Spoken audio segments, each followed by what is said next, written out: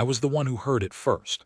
Not the admiral, not the watch officers, not the men who would later be written into the histories as the architects of what came after.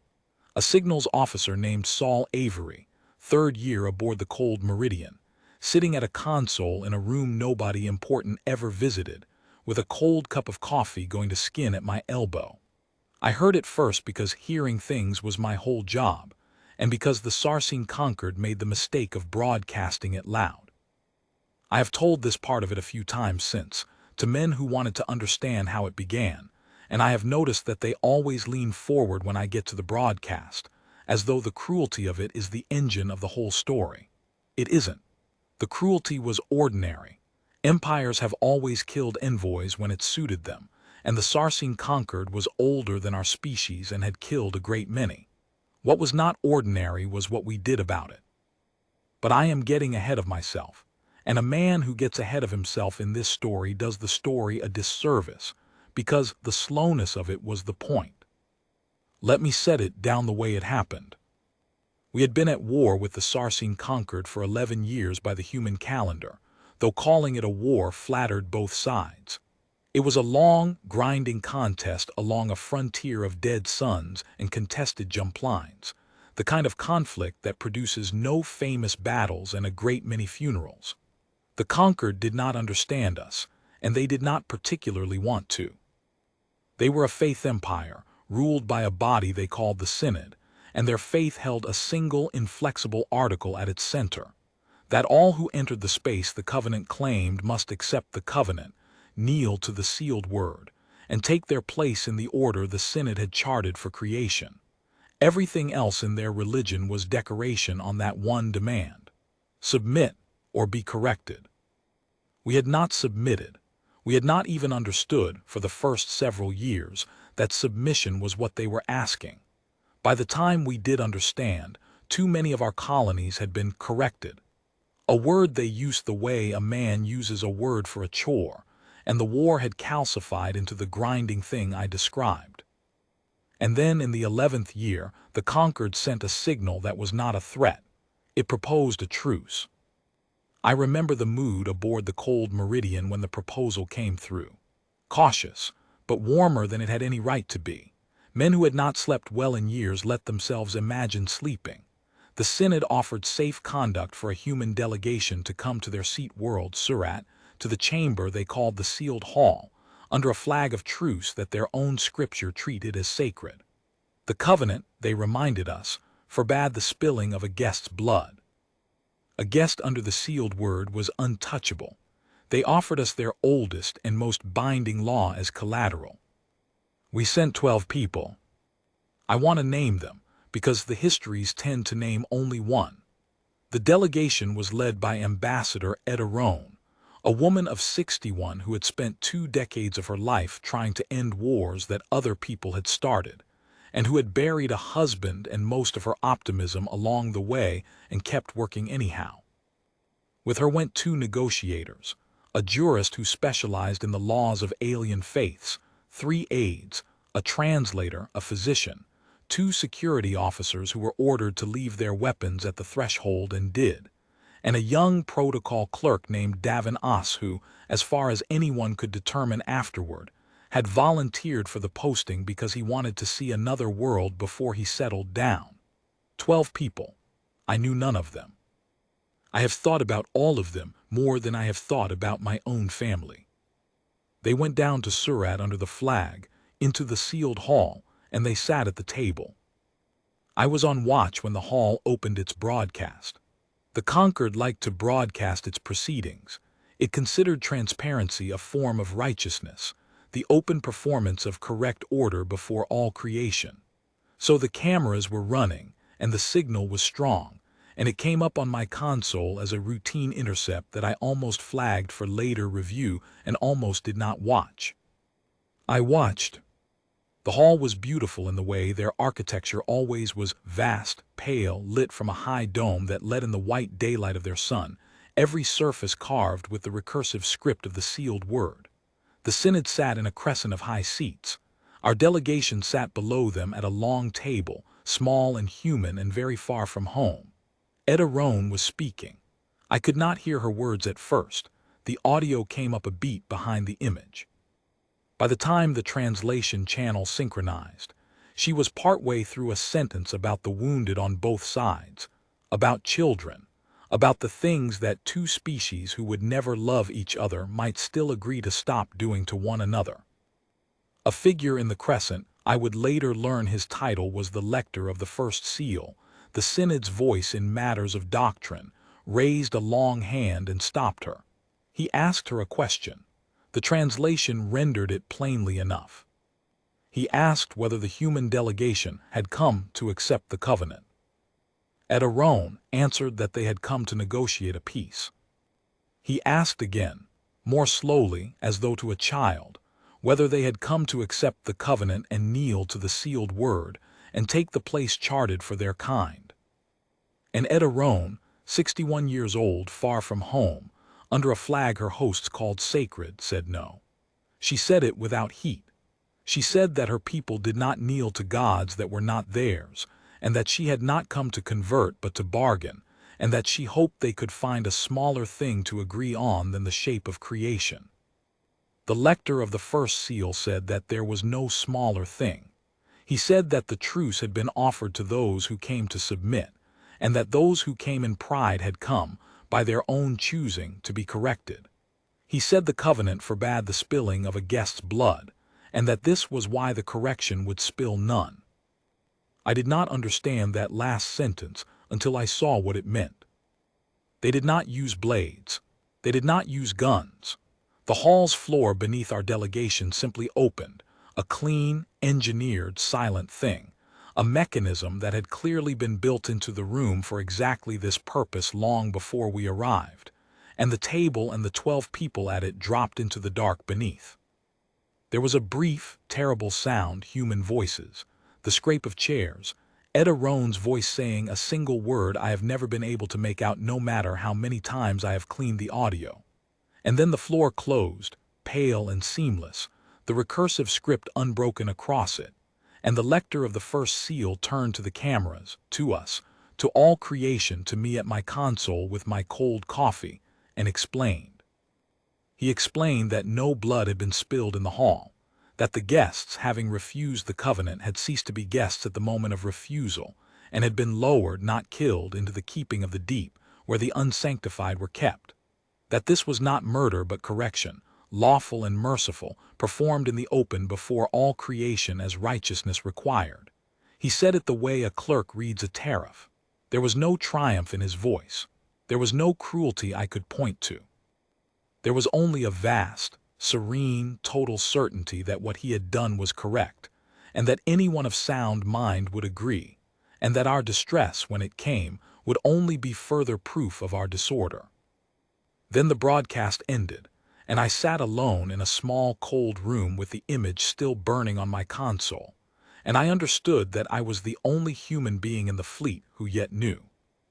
I want to be honest about what I felt, because the histories make us all out to be made of iron, and we were not. I felt sick. My hands were not steady. I thought of the protocol clerk who had wanted to see another world. But underneath the sickness, even then, even in the first minute, there was something colder, and I have come to believe that what I felt in that minute was felt across the whole human sphere in the hours that followed, like a single nerve firing through a body too large to see. It was not rage. Rage is hot and brief and chaotic, and it spends itself. This was not that. It was the slow, total settling of a decision that did not feel like a decision, the way a verdict does not feel like a choice once the facts are in. They had offered us their most sacred law as collateral, and then they had shown us, on purpose before all creation, exactly what their most sacred law was worth.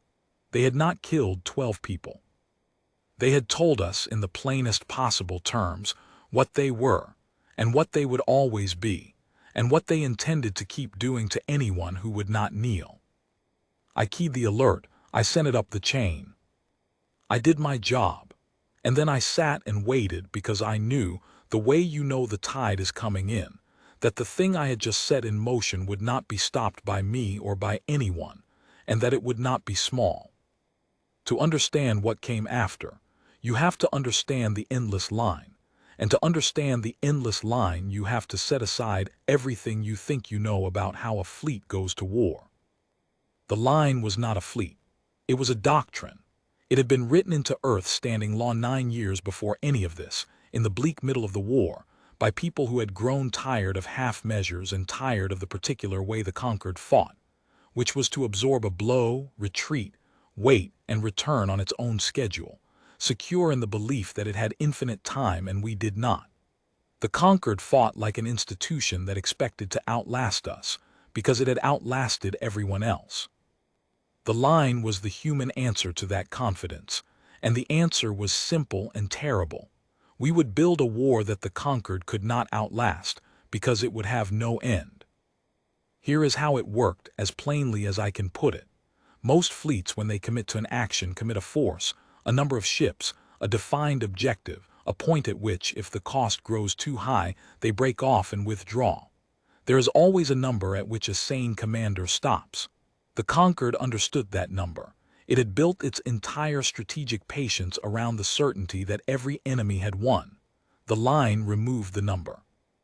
When the line was triggered, and only a narrow set of conditions could trigger it, written into law precisely so that it could never be used lightly, it committed not a force but a flow.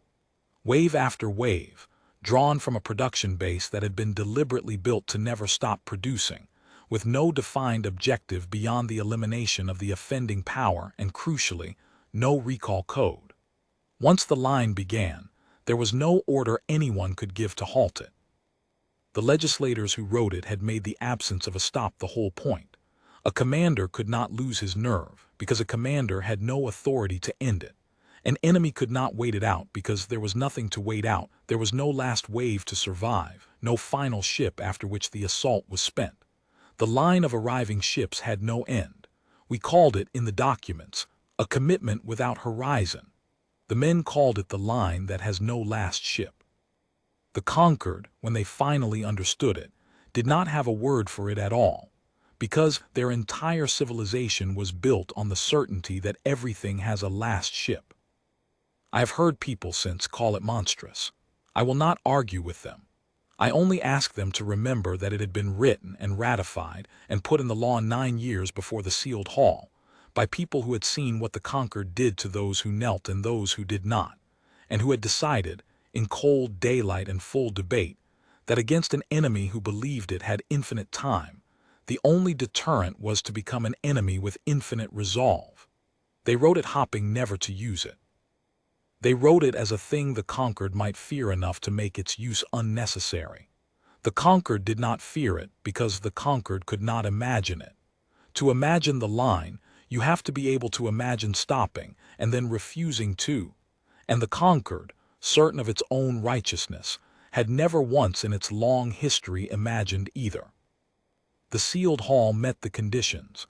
The murder of envoys under a flag of truce, broadcast as doctrine, was precisely the kind of offense the law had named. There was a vote. It was not close. I have read the transcript. It is shorter than you would think. And then the line began, and I, Saul Avery, who had heard the offense first, found myself aboard the first ship of it, listening to the silence where a recall code should have been. The Cold Meridian led the first wave. She was a dreadnought of the heaviest class we built, 4 kilometers of layered hull and weld-seamed armor, named for a cold and distant place the way our ships often were, and she was the flagship of Admiral Ray's Pell, who commanded the opening of the line and who knew, as we all knew, that command of the opening did not include the power to command its end. I remember the day we arrived over Surat, because it was the first time I saw their seat world with my own eyes and not through an intercept, and because it was bright. I had expected it to be dark. I think we all expect the great reckonings of our lives to come at night, in storm and shadow, the way they come in the old stories. But Surat turned under a white sun in a clean sky, and when the Cold Meridian came out of the jump and the viewports cleared, the world below us was lit edge to edge in hard daylight. A pale blue-green planet wrapped in white cloud, the daylight catching the curve of its atmosphere and throwing a bright rim along the horizon. The Concord's orbital cathedrals hung above it in the sunlight, vast pale structures carved with the recursive script, gleaming. It was beautiful. I want that recorded. The place we had come to answer was beautiful, and it was bright, and the brightness made the thing we did feel less like vengeance and more like daylight falling on a fact. We did not come alone, but we did not come in overwhelming numbers either, not at first. That was the part the Concord could not read. The first wave of the line was a single heavy squadron, the Cold Meridian and perhaps 40 ships, enough to be a serious force but not enough, by the Concord's mathematics, to threaten a seat world defended by the home fleet of a faith empire that had stood for 10,000 years. When we arrived and held position over Surat and transmitted our single message, the Synod, I am told, was almost amused. They had expected wrath. Wrath they understood, wrath was disorder, wrath was further proof. Instead they received a force that was strong but finite, and a message that did not rage. Our message, transmitted in their own language on the open channel they prized, said only this: "You executed our delegation under a flag of truce. We have come to answer. We will not stop." That was all. No demand. No terms. No threat of a specific consequence they could weigh and price and decide to endure. Just the fact of the offense, the fact of our coming, and the 4 words that contained the whole horror of what we had become: "We will not stop." The Synod answered with the home fleet of Surat. I will not pretend the first battle was easy or that it was a foregone thing. It was not. The home fleet of a seat world is a serious instrument, and the conquered ships were old and strange and very good at what they did, and they fought with the cold competence of a power that had won far more wars than it had lost. We lost ships in that first engagement.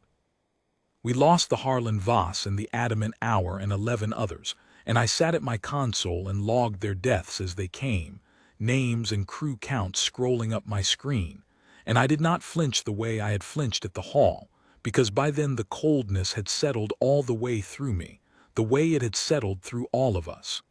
We hurt them badly. They hurt us badly.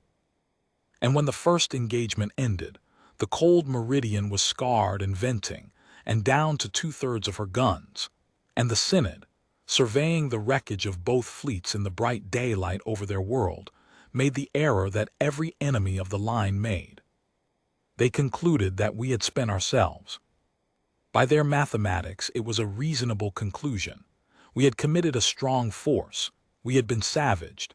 A sane commander would now withdraw to lick his wounds, and the conquered, which had infinite time, would rebuild and wait and return on its own schedule and correct us at its leisure. That was how it always went. That was the whole shape of the war for 11 years. The Synod issued a proclamation. I intercepted it.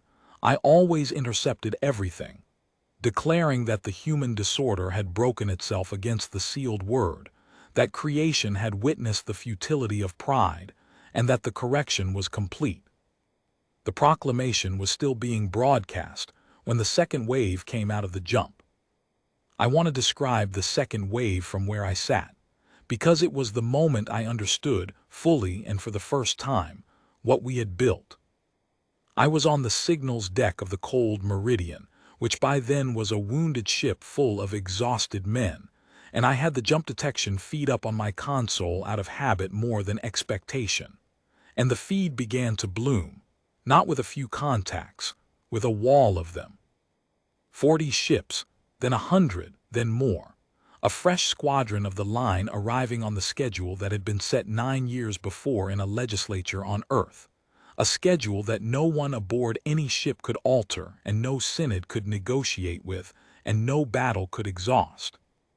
They came out of the jump in the bright daylight over Surat, fresh hulls with full guns, formed up cold and took station beside our wreckage.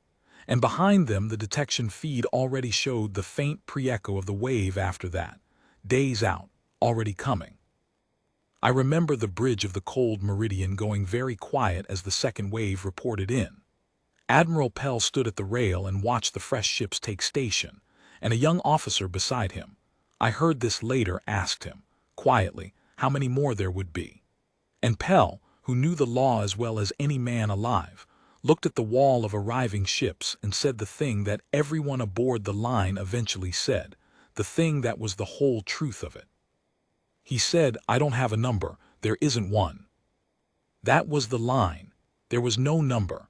The synod, surveying the field after the first battle, had been correct that we had spent a force. What they could not comprehend was that the force was not the weapon. The flow was the weapon. We had not come to win a battle and weigh the cost.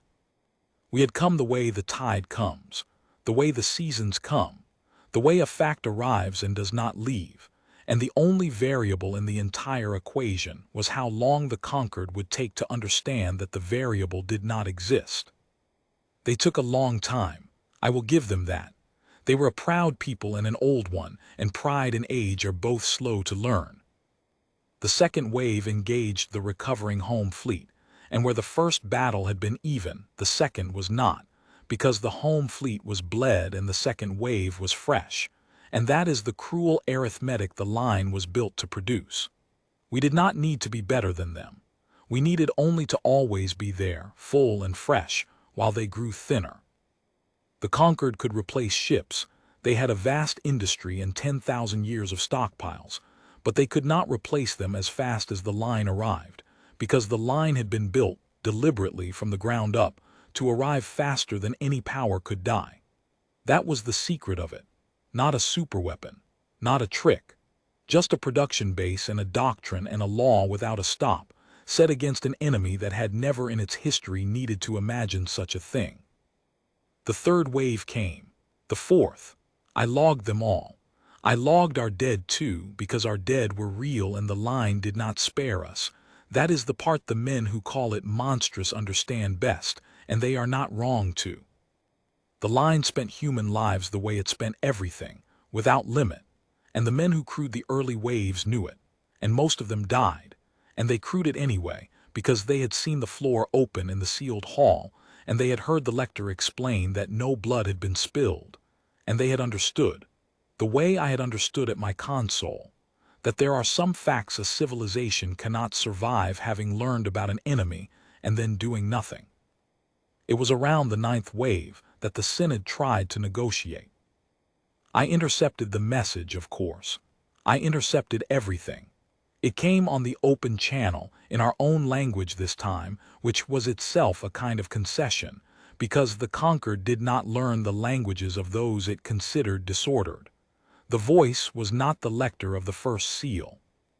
It was higher in the synod than that, one of the sealed voices, the innermost body, and the message was long and careful and built, I could tell, by minds that had never before in their history needed to build such a thing. They acknowledged in their fashion that there had been a misunderstanding. They did not call it a crime. They were not capable of that, not yet. But they allowed that the correction in the sealed hall had perhaps been performed without full appreciation of the human relationship to its envoys, and that the synod, in its wisdom and mercy, was prepared to discuss a cessation. They proposed terms. The terms were generous by their standards. A withdrawal of the covenant's claim to several contested systems, reparations in materials and territory, a formal undertaking never again to detain a human delegation. They offered, in effect, everything we had spent 11 years of war trying to win, and more. And here is the thing I have never been able to make people understand, the thing that sits at the cold center of the whole story. It did not matter. It was not that we refused their terms. Refusal implies a choice, a weighing, a decision to hold out for something better. There was no one to refuse. That was the genius and the horror of the line, the thing the legislators on Earth had built into it on purpose. There was no recall code. There was no authority, anywhere in the human sphere or aboard any ship, with the power to halt the flow. Admiral Pell could not stop it. The Admiralty could not stop it. The legislature that had written the law could not stop it without writing a new law and ratifying it and transmitting it. A process of weeks. And even then the law as written required a specific finding that the offending power had been not merely defeated but ended. Its capacity to ever again execute a guest under a flag of truce demonstrably and permanently removed.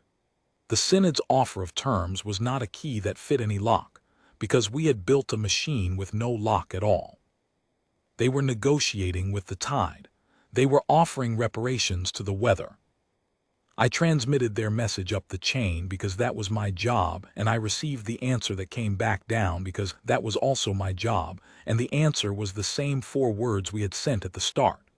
We will not stop. Not as a threat now, as a description, as the simple, literal, mechanical truth of our situation, which had become a truth about the universe the moment the law was triggered.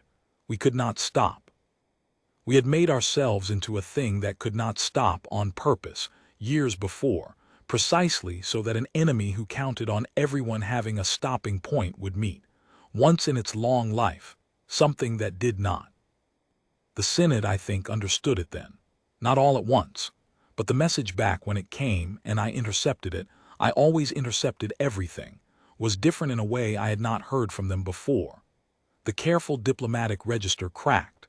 There was, underneath it, something I can only call the beginning of fear, the specific fear of a creature that has built its entire understanding of the world on a foundation it has just discovered to be false. They had believed for 10,000 years that righteousness and patience would outlast any enemy, because every enemy could be outlasted. And now there was an enemy that could not be outlasted, that did not negotiate, that did not rage, that simply arrived and arrived and arrived in the bright daylight over their sacred world with no last ship. They had told us in the sealed hall that there was no smaller thing to agree on than the shape of creation. They had been right. We had come to renegotiate the shape of creation, and our position was that creation now contained a thing without a stop, and that they had made it with their own hands by opening a floor. I do not intend to describe the fall of Surat in detail. The men who want the cruelty leaned forward for this part too, and I have always disappointed them, because there was no cruelty in it, only weight. The home fleet of Surat died over many days, wave by wave, and the orbital cathedrals died with it.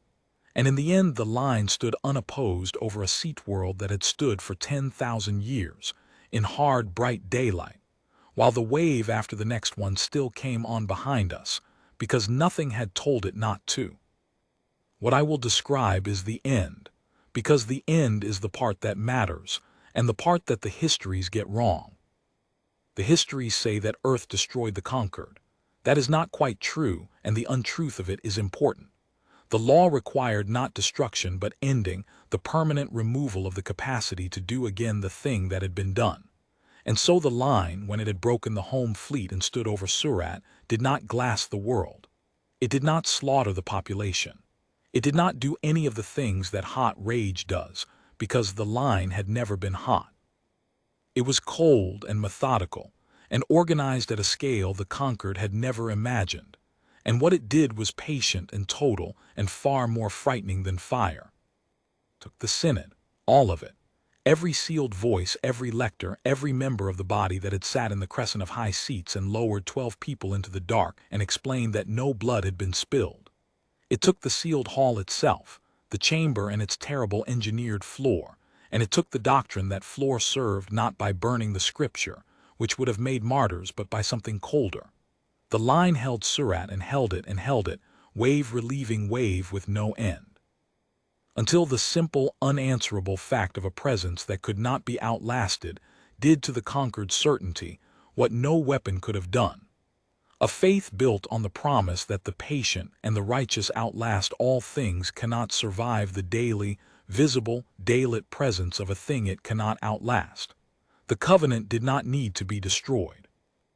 It needed only to be disproven, in the sky over the seat world, every single day forever, until the proposition at its center, "we will outlast them," became a lie that every citizen could see was a lie by looking up. And here is the part the histories truly get wrong, the part I was there for, the part I logged with my own hands.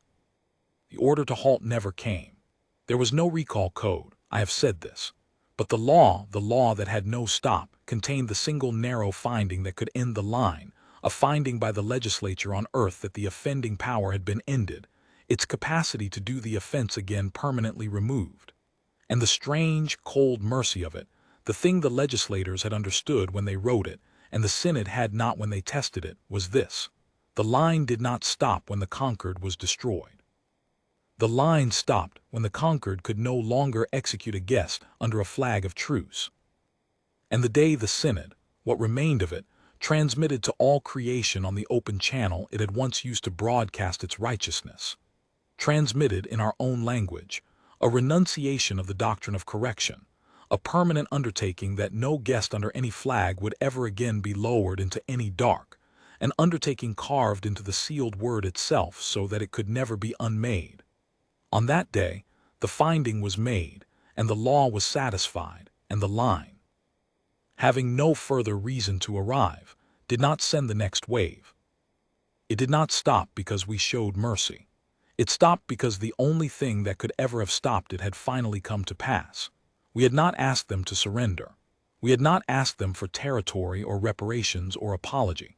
We had built a thing that would arrive forever until the specific evil that triggered it became impossible, and they had ended that evil with their own hands, the same hands that opened the floor, because it was the only thing in all of creation that would make the tide go out. I was on the signals deck when the renunciation came through. I intercepted it because I always intercepted everything. And I read it twice, the whole long carved-into scripture undertaking of it, and then I watched the jump detection feed, where the pre-echo of the next wave had been building for days, and I watched the pre-echo fade as the wave, somewhere far behind us, received the finding and did not come.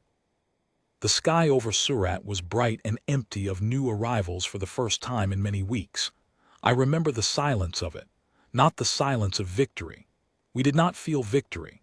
We felt the way you feel when a thing that had to be done is finally done, which is not joy and is not even relief, but only a vast and level quiet, like the quiet after a verdict is read. I served 11 more years after Surat, and I have been retired a long time now. And in all that time, I have been asked the same question more often than any other, by young officers and old men, and once by a conquered historian, of all people, who came to me near the end of my service to try to understand the thing his people still could not name. They ask whether it was worth it, whether 12 lives were worth what the line cost, in their dead and in ours, in the years and the ships and the silence over Surat. And I have never given them the answer they want, because the question is the wrong question, and I learned it was the wrong question at a console with a cold cup of coffee on the day the floor opened. The line was never about the 12. The 12 were gone in the first minute. Nothing we did brought them back, and we never imagined it would. The line was about the thing the lector of the first seal said before the floor opened, the thing he said with serene and total certainty before all creation, that those who came in pride had come, by their own choosing, to be corrected. He believed that. His whole civilization believed it.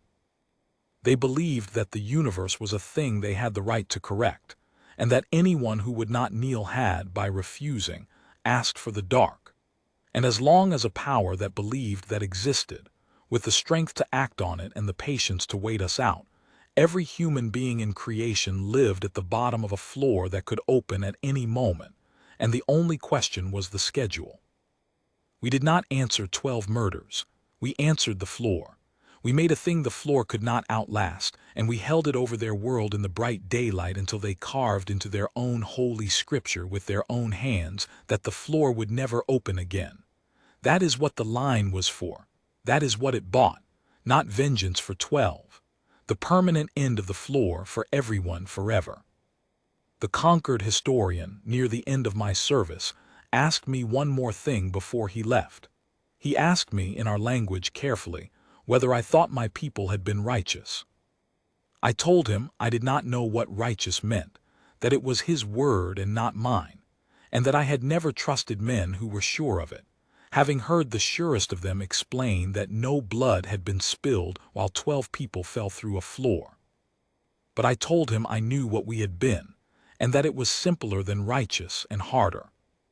We had been the thing without a stop.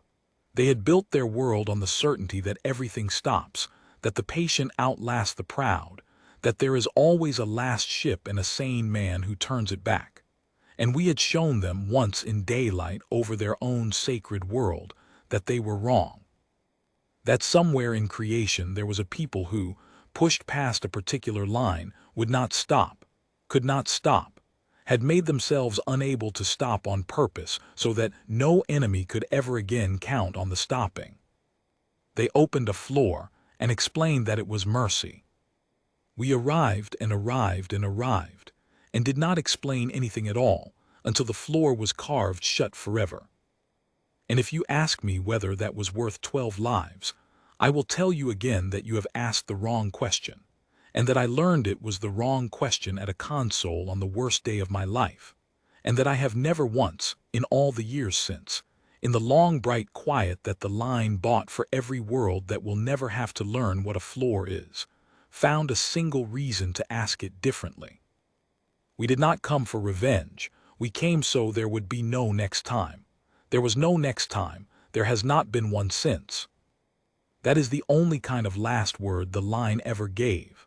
The kind that is also a first word, carved into someone else's scripture, in a language they once refused to learn, promising that the floor stays shut. It has stayed shut.